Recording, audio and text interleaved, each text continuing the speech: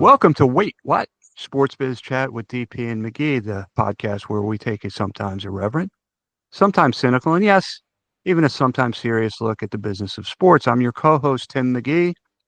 And I'm David Parro. David, we took last week off, and a lot happens when you don't record every week. So I know we have a lot to talk about. So what's on your mind? So much going on in the just lots of exciting storylines going on in the world of sports. I want to start real quickly, though, and give you a hearty congratulations for being named to the Columbia University Lacrosse Hall of Fame for your coaching effort during the 1994 undefeated season of the men's lacrosse program. Just a very, very cool honor. I know that was something that was important to you in leading that team, and I wanted to make sure that we highlighted it on the show. Well, thank you. That is very kind of you. It was a great honor to be recognized with an incredible group of young men, some of whom were able to make it back for the ceremony last week, and some of whom I hadn't seen since they played for me.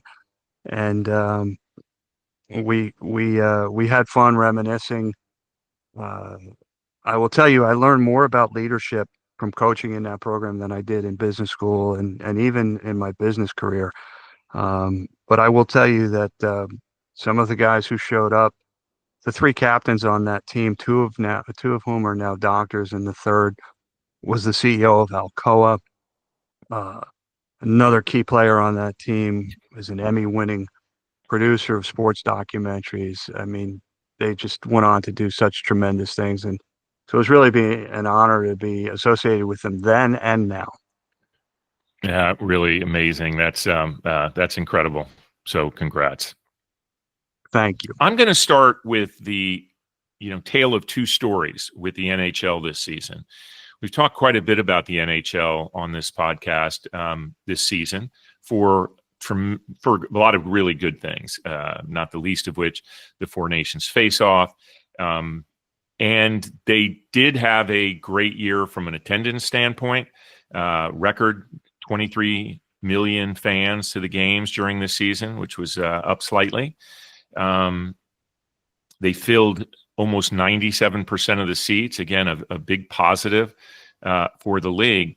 But they head into the playoffs, and whether it's because of an added Canadian team, a lack of some of the top market teams such as New York, Chicago, Boston, Detroit in the playoffs, their Stanley Cup playoff viewership numbers are slightly down. And they also had some serious problems on the RSN side locally, some of the bigger markets, New York being one of them, Chicago being one of them, significantly down this year. I would say to you, though, that despite that, if you look at the net of this, it would have to be considered a tremendous season for the National Hockey League. I would agree with you. I think it continues the momentum they've had over the last couple of years, whether it's growth in sponsorship revenue, the success of things like Four Nation.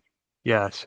But I think you've hit the nail on the head. It's a combination of the 4 U.S.-based original 6 teams not making the playoffs, which are all very big hockey markets, Detroit, Chicago, New York, and Boston, none of whom are in the playoffs. And then I don't mean this in the Canadian sense of the word, but hockey is very provincial in terms of viewership. You watch your team, and if your team is not in, you don't necessarily watch. And I think the first round of the playoffs in particular is sort of a good transition from the regular season to the Stanley Cup Finals, because the league hasn't totally taken over the inventory in the building, and the games can still be seen on local broadcasters until you get to the second round. So I think that all works to bring down the viewership. And you look in the Eastern Conference, none of the series are particularly close. Different story on the Western Conference. some really close matchups. But when you look at the top teams in the East, um, you know, Carolina's looking to close out tonight against uh, against the Devils. And I think most of the series are 3-1 in the Eastern Conference, and then most of the series in the Western Conference are 3-2 or 2-2 at this point. Yeah, and one of the other stories, and I didn't mention one of the other big storylines of the season, why I think Washington had a particularly good year from an RSN standpoint, was the people following Ovi's trying to break Gretzky's record, and if the Caps continue to advance, that'll be a way to kind of put a big star's face on it. And this is interesting, and this is an interesting contrast to what's going on with the NBA. As much, criticism I think that the NBA gets for the quality of play, and it seems from people that I know, I hear more I can't watch the NBA, it's unwatchable. That seems to be one of the things I get more, but they are experiencing a very excellent television viewership increase in this playoffs. And I think it somewhat goes to your point about it's a little less about the provincialism of the market and more focused on the stars. And we have one heck of a lot of the big name stars still playing basketball at this point of the season. Yeah, you've got some great matchups, especially out in the Western Conference. You've got Golden State and Houston. Golden State wins last night. Jimmy Butler goes off. Great star. You've got the Lakers down, but not out. Oklahoma City continues to look really good. And then in the Eastern Conference, with the exception of the Knicks-Pistons series, which is, pretty tight despite the Knicks being up 3-1, very tight. You've got Cleveland, which just, oh my goodness, they looked amazing last night. Boston looks like they're gonna win their series easily. But as you get deep, and this is not a knock on some of the top players in the NHL, the Connor McDavids, the Alexander Ovechkins and so forth. But the NBA has done a tremendous job of making it a star-driven league since Bird and Magic came into the league, quite frankly. Yeah, just to go over these points, first weekend, and that's what I'm looking at, right? First weekend of the playoffs, 17% increase, 4.4 million average for games. Top game, the Orlando-Boston game 1, 6.7 million viewers on ABC. ESPN looks like they're averaging 4.5 across its platform. So, big number. Exciting news. I think that this ball, if it ends up, I'm not trying to jinx it for any of you Knicks fans, but if Boston ends up facing off against the Knicks, I think that series is going to do tremendously. Two huge fan bases. And two exciting teams, to tell you the truth. I mean, you're right about these Knicks Pistons games. It's 3-1, but those games are strong, and the Knicks got a pretty serious benefit of a call, or a no call, I should say, at the end of game 4 there. Yeah, I mean, the refs had been calling that game very loosely the entire time, but apparently they did come out and say they missed the call at the end of the game on a 3-point shot where the Pistons had a chance to at least tie, if not win the game in regulation. But that's basketball, right? They were out of challenges. They didn't manage their challenges to the point where they could use one at the end of the game, and it cost them. Yeah, cost them big time. I just want to. We mentioned Jimmy Butler. I thought it was great. Jimmy Butler was interviewed after the game last night. And one of the reporters said, "It looks like you and Dylan Brooks were having fun out there, almost like you were playing as kids again." He said, "Let's set it straight. I do not like Dylan Brooks. That was not fun. I don't like that guy."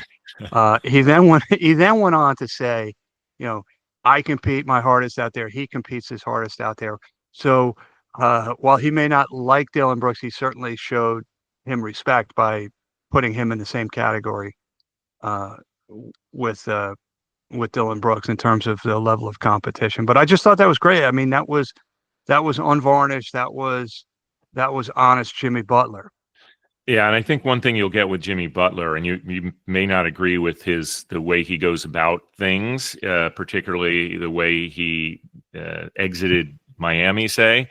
But you're going to get an honest view from him. I don't think there's anything not genuine about that guy, and you can never criticize how hard he goes out and play. I mean, he suffered what could have been a pretty serious injury. It looked bad, right? It looked like it was painful, if nothing else. So I'm guessing he's coming back and not necessarily feeling his best. And he comes out and has a huge game and seals the rebound at the end of the game to put Golden State in this position. So the fans out there have to love this guy and what he's brought to that team, which I think we've talked about this before, both on and off air. Maybe they're well past their prime, and they may be, but man, Butler lays it all out there. That's how he got hurt in the first place. Yeah, very good point. So we've talked NHL and NBA playoffs. You want to shift gears a little bit and talk about the NFL draft? Yeah. What is it? Was there a big event or something recently with the NFL? I remember being in a meeting 20 years ago with past guest Keith Wachtel, who was then at the NFL, now with the NHL, and Keith telling us in a meeting that one of the goals the NFL had was to turn it into a 365-day-a-year sport. And I remember thinking to myself, how are you going to do that? And by goodness, they've done it to the point where, because of what happened with Shadeur Sanders, we were talking about the 5th round of the draft. Mm-hmm. And you've got to be in most cases, you've got to be an incredibly dedicated fan to even have an interest in what's going on in the 5th round of the draft. I mean, I'm reminded Allen Iverson, we're not talking about 1st round. We're talking 5th round. Yeah. Right. And because Shadeur Sanders slipped from what was thought to be a pick in the 1st round. Well, he certainly thought it was a pick in the 1st round. Yeah.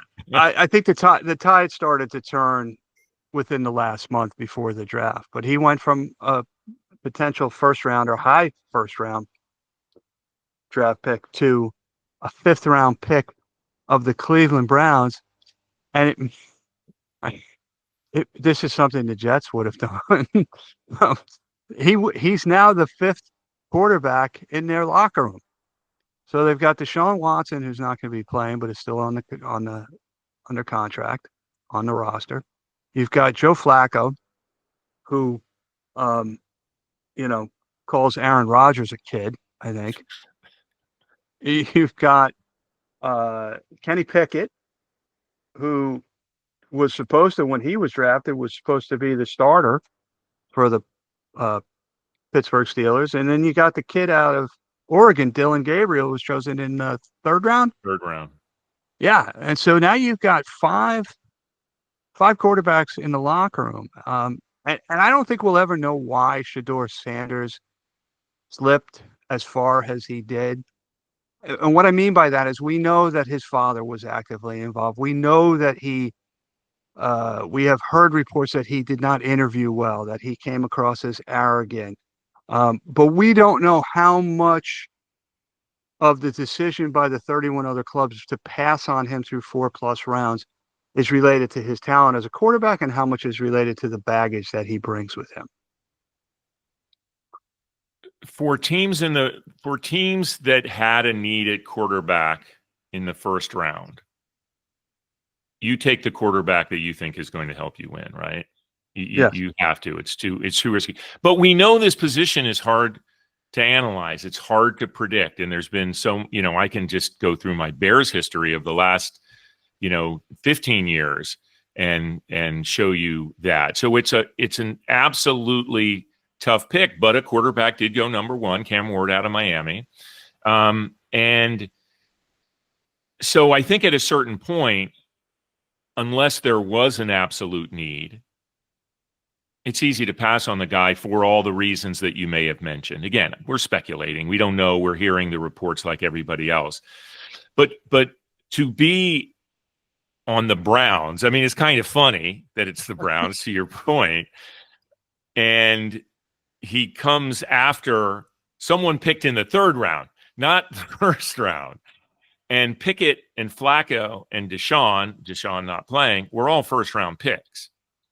So it's pretty remarkable. In a comment, and I can't remember if it was the GM or the coach that talked about Shadeur having the opportunity to perform well above his draft level. And I'm like, well, I would perform against like better than that if I went out and played. I mean, it was 5th round pick, and that's not a knock. I'm not trying to be snarky. It's just that that's almost too obvious. The one thing I'll say is it does set up to be a great story if he comes and proves all of the critics wrong and stand up, because if he backs up everything he said and he does perform and he does show that he's that level, great. I kind of like the fact that he's saying he's using Tom Brady as motivation. That's good on him. He should, because Brady was a low draft pick and became the GOAT. So there is something interesting there, but he's got a lot of people to climb over, right? And the thing that also is, of course, funny about this is because the legendary Mel Kiper, who honestly never shows up as an analyst at all on ESPN. I mean, they have a gazillion analysts on contract, it seems, and on various platforms. He shows up at the draft because his knowledge is so deep to, all the way through the draft. That's his thing. I mean, he wrote the book, right? Basically, that's his thing. And he has the haircut, so he has the whole brand thing. But he is nearly apoplectic over Shadeur Sanders, or he was going. And it was entertainment, man. And I wonder how much of that is shtick and how much is his really being, upset and perplexed that Shadeur Sanders slipped that far in the draft. I don't know, but Mel Kiper is the guy who had Patrick Mahomes as number 5 in the quarterback in terms of rankings of the quarterbacks who were drafted in that particular draft. Can you do that? Can you say what you just said, but do it in Chris Collinsworth voice? I think here's a guy that had Patrick Mahomes. Yeah, I don't know. The one thing I will say about Shadeur Sanders is the fact that he was the butt of a prank phone call that was actually done by the son of the Falcons coordinator, Jeff Ulbrich, who was the interim head coach of the Jets last year. And I don't think anybody deserves that.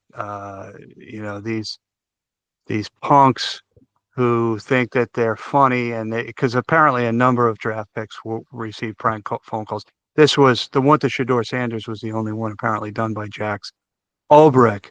And he did speak to Shadeur Sanders and he apologized to him. But these punks that do that, they're taking away from what should be a tremendous, notwithstanding the fact that he went to the 5th round. Ultimately, he achieved his goal of being drafted by an NFL team. And we should not lose sight of what an accomplishment that is. Shadeur Sanders nor anybody should be subject to that. Now, you can make the argument the reason we all know about it is because Shadeur Sanders was live streaming his entire draft experience. And if he hadn't been, we wouldn't know about it. But I don't want that to be viewed as victim blaming. It's not. He should not have been subjected to that.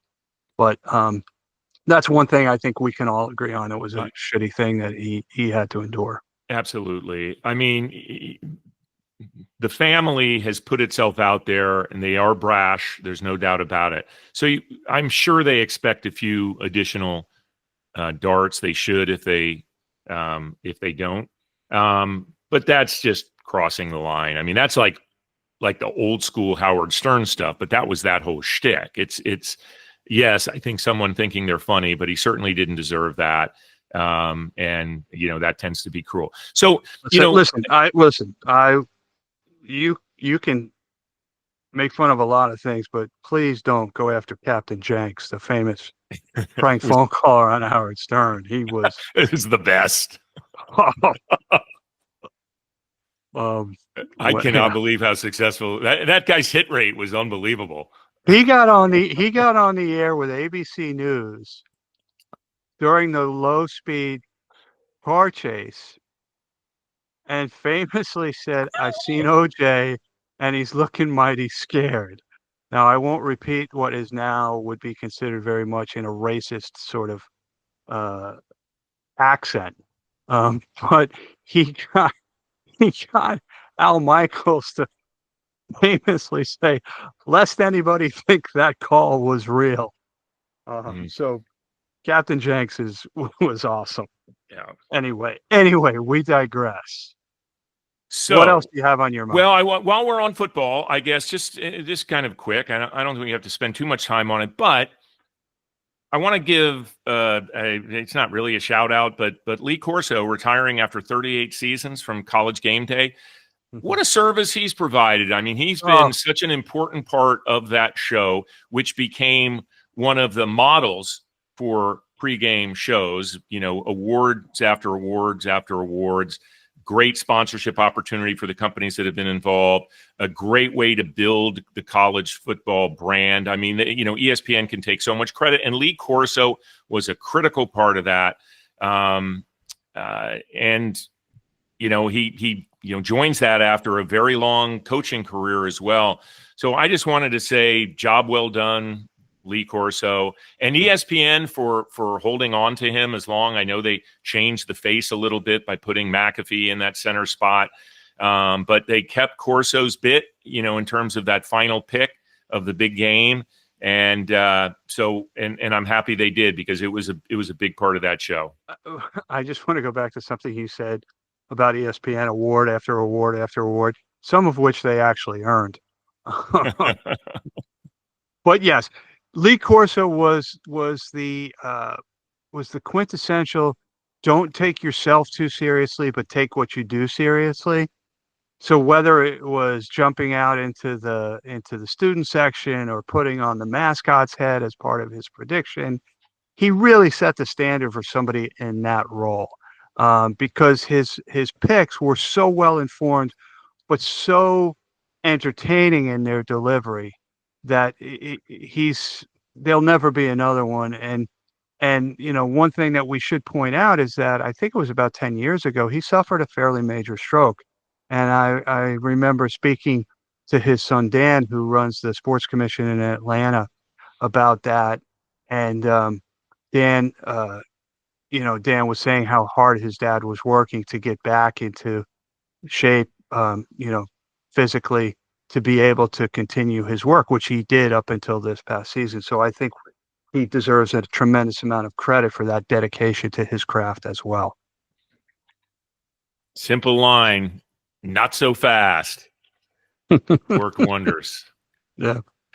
Before we take a break, I want to give a quick shout out, like sort of a humorous shout out. I was watching the news the other day, and they had a piece on Cam Jurgens, who, if you recall, stepped into some pretty big shoes to fill as the center of the Philadelphia Eagles, replacing Jason Kelce when he retired.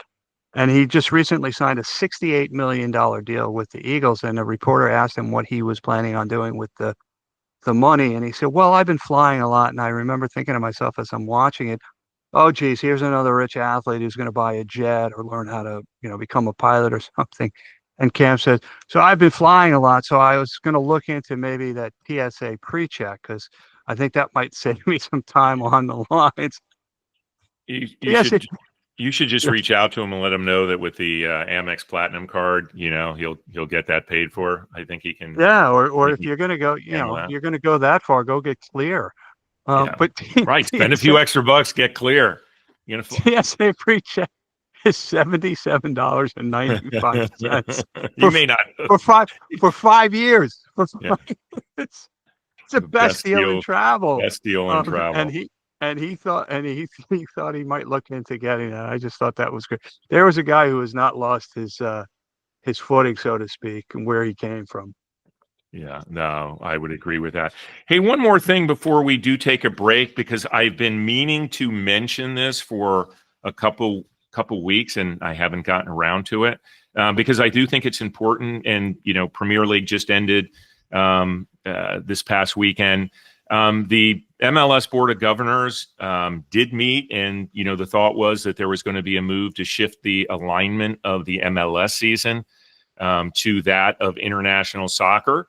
And they put that on hold, and it looks like it won't be until the earliest 2027 season that we will be looking at an alignment with the primary U.S. league, Major League Soccer, Men's League, not matching up with the international schedule, which I think eventually would be a good thing for Major League Soccer and how people view it. Yeah, I don't disagree with you. I think part of it is probably stems from the fact that there's next year's not going to be a typical season with the World Cup coming to North America. Right. So you probably want to hold off on that and do that. Yeah, it would make things more streamlined in transfer windows, and I don't think it portends a move towards promotion and relegation, but it does align, at least on a calendar basis, with the rest of First Division soccer around the world. We'll be right back. So we're back and delighted to welcome a real sports marketing veteran to the Sports Biz Chat. Jeff Gooding is a vice president of marketing at Ace Hardware, a truly iconic American retail brand. Prior to beginning his 14-plus years at the hardware giant, Jeff served as an SVP at Revolution, a really great independent Chicago-based sports marketing agency. He also has held leadership positions at Valley Total Fitness, General Motors, and CART, the predecessor to IndyCar. So, Jeff, welcome.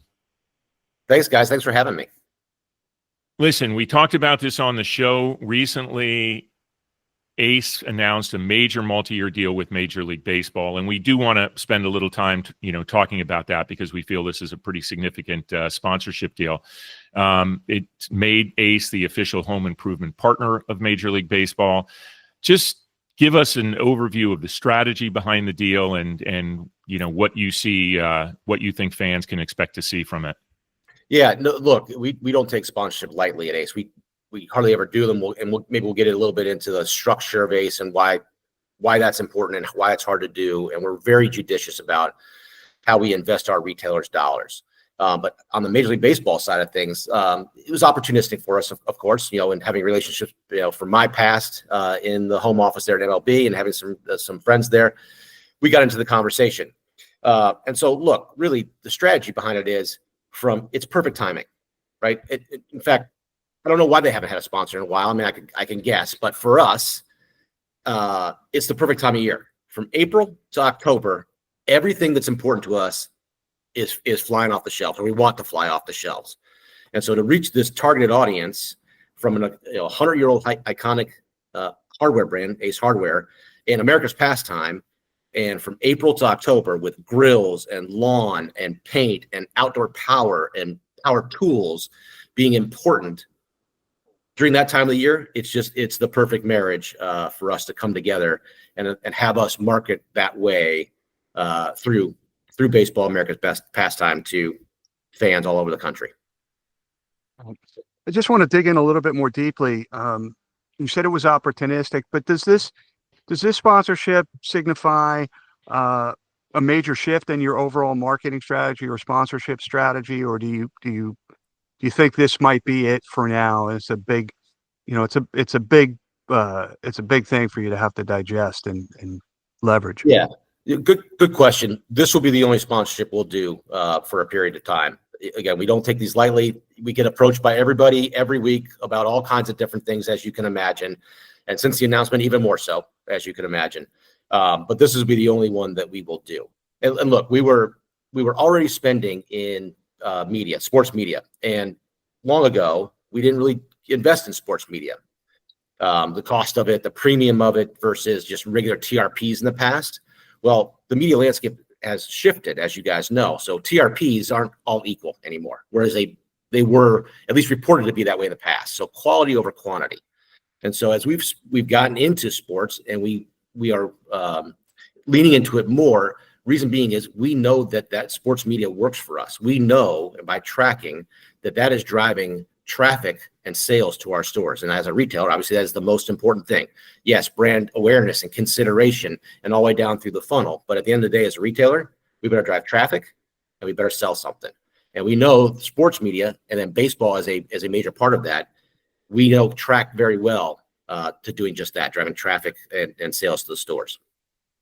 The clarity of purpose here is just so great to hear.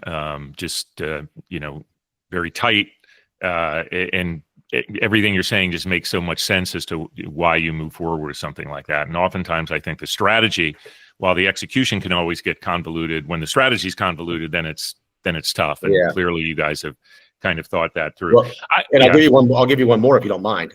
One more that makes it even, I'll call it tighter. We carry some of the best brands in every one of these destination driving categories: paint, power, barbecue, and lawn and garden. So from grills to power to paint, we've got the best in the business. And without legal on the call, we're the only ones who carry them across under one roof, across that collection of brands. However, we don't have a high enough awareness. If you go back up the funnel, we don't have a high enough awareness for folks to even consider to drive to our stores wide to Ace to get those destination driving best brands in those categories. So one of the reasons we're doing this also is to highlight those brands at Ace through this baseball partnership, be it behind the plate signage, through our TV advertising, and any activations we might do. We'll highlight those specific brands at Ace to drive that consideration and ultimately that traffic to stores for that. Because when we do that, we know that we lift the entire store from a sales perspective. By the way, we have a weird thing on this show. We have a number of weird things we do on this show. One of them is when the guest says, that was a great question, we generally acknowledge who the question, because I think this one was mine. Is that right, Tim? I couldn't remember, which is why I didn't bring it up. You added one in between where those were, if I'm not mistaken. But I think this one, maybe we just give a half point to each. Maybe we just roll this one over. We have a friendly, weird competition that we don't know how it works, but that's awesome. And I did. David wrote almost all of the questions. I added one. I thought it might be this one, but it might have been another one. But thank you for acknowledging it, Jeff. I want you to take a step back here. I'm not sure everyone knows that Ace hardware stores are owned locally, even though it's the helpful place. And that brand that idea of that has been in place for a long time. Can you give an overview of what the business model is and how that factors into how you market? Yeah, it's super important. We've got a very unique structure. We're a hardware cooperative.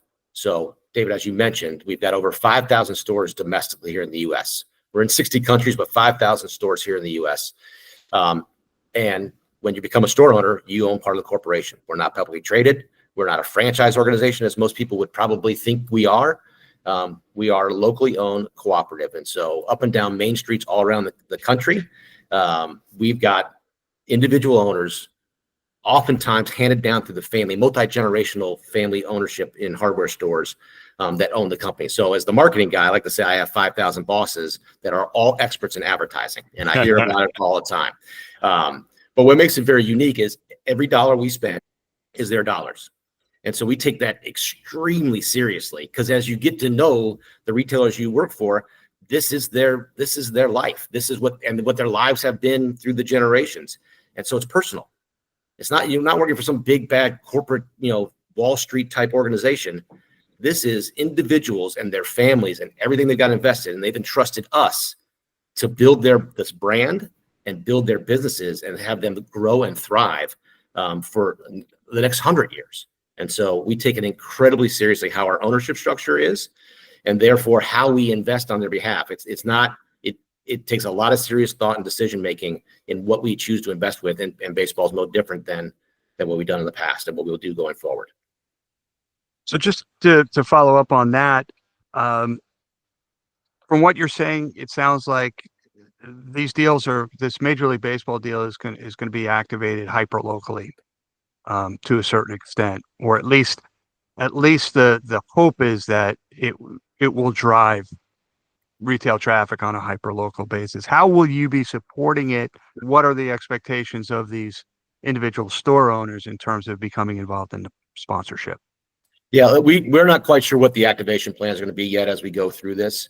What I can tell you is what we'll concentrate on doing is building it corporately, and what we like to say is the easy button.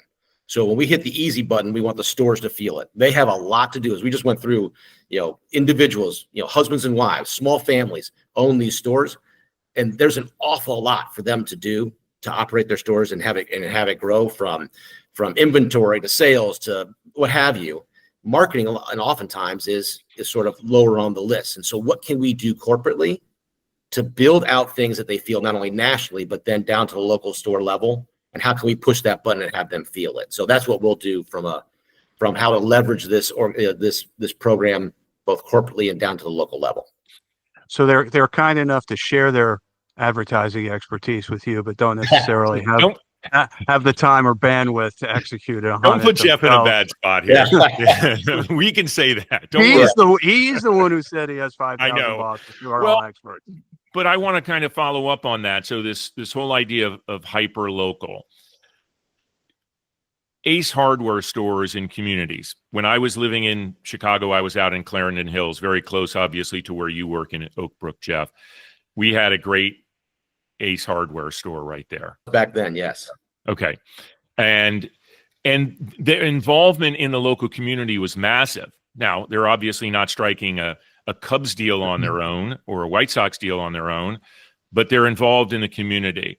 Can you talk about how, even with this big national deal, which, is an investment, how critical are those local owners of the co-ops, their involvement and their spends in local community? How important is that to their business and their livelihoods, basically? It's important, right? So our store owners live in the communities their stores are in. Their kids go to schools in the communities they're in. They go to church in the communities in which they live and their stores are in. So they're a fabric of the community. Their stores are. And again, many of them have been there longer than we've been around. So 100+ years in those cases.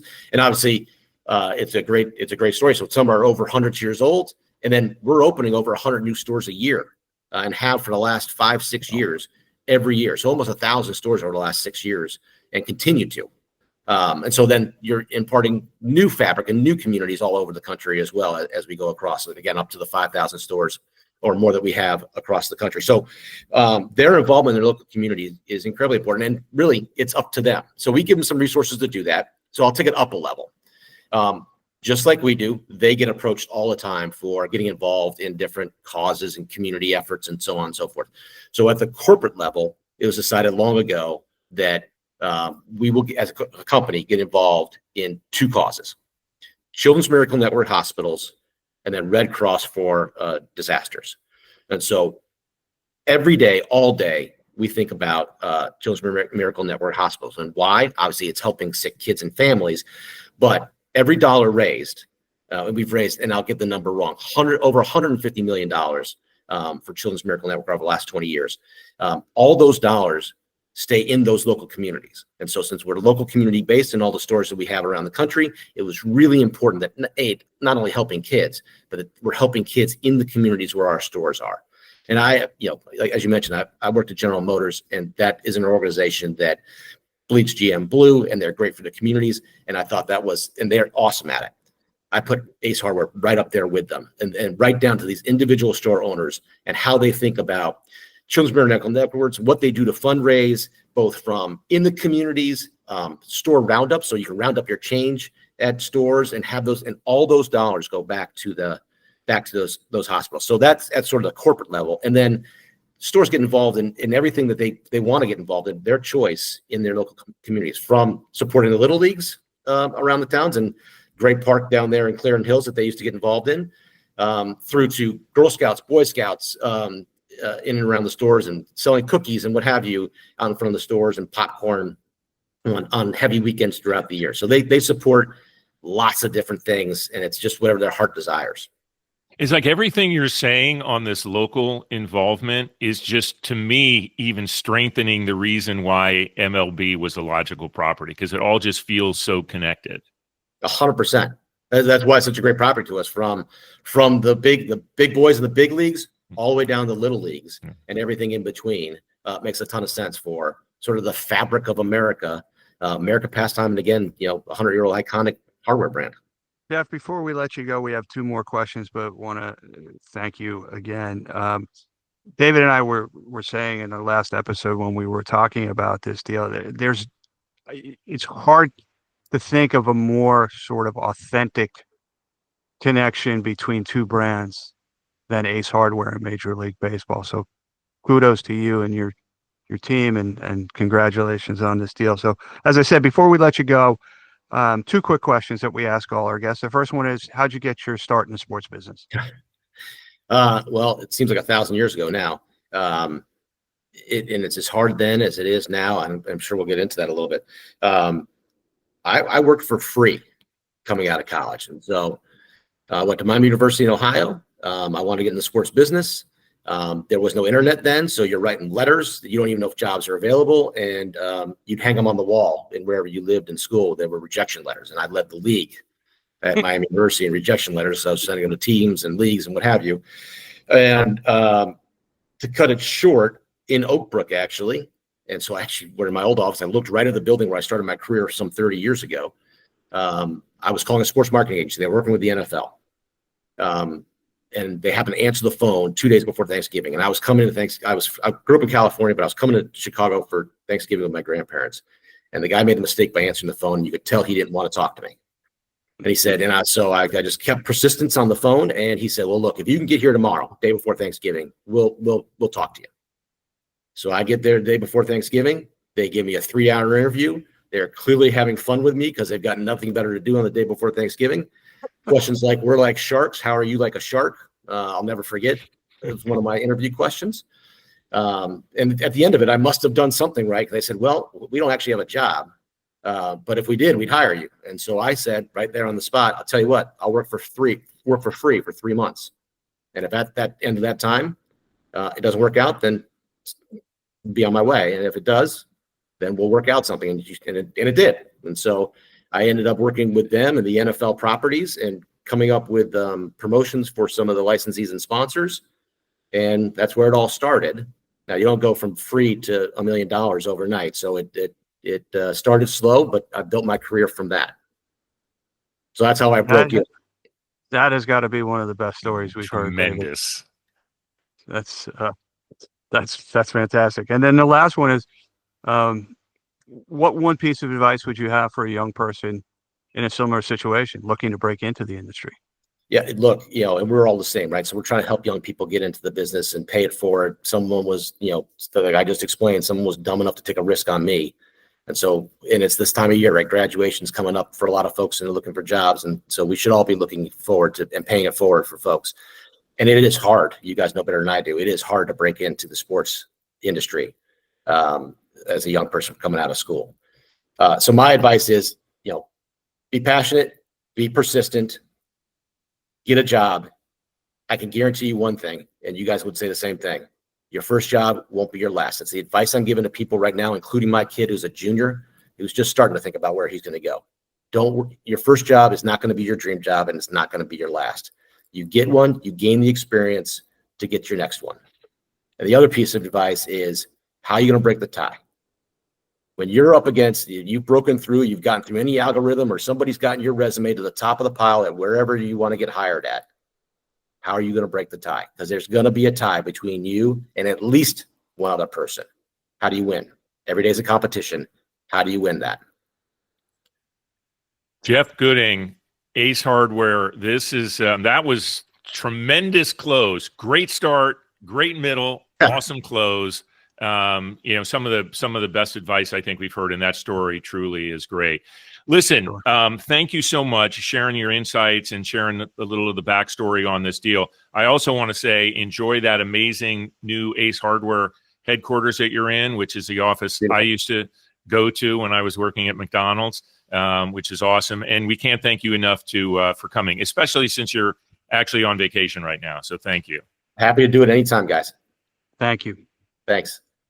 A big thanks to Jeff Gooding from Ace Hardware. Really enjoyed that conversation, Tim. So now is the time of the show where we take a little bit of a peek forward instead of looking back. So Tim, what do you have your eye on? Well, it's keeping an eye on and giving a shout out in one breath to Wrexham. They made history in English football. The only club in history to be promoted back to back to back in 3 years. They went from the 5th division to the 2nd division, the championship, in large part due to the celebrity ownership of Rob McElhaney and Ryan Reynolds, who invested $2.5 million in that club several years ago, parlayed the investment into a very popular documentary series, Welcome to Wrexham, got tremendous sponsor support, Aviation Gin, which is a Ryan Reynolds company, to Expedia, to TikTok. So now they are on the precipice of being promoted to the Premier League. And I'm not suggesting that they will be promoted again this year, because that last step is incredibly difficult. And if you look at, say, Brentford, which my friend Rich Cacapolo with the Daily Mail is a big supporter of Brentford, I think they went from 3rd division to 2nd division in 2014 and then got promoted to the Premier League in 2023. So 9 seasons, which I think is probably a realistic expectation, because you've got clubs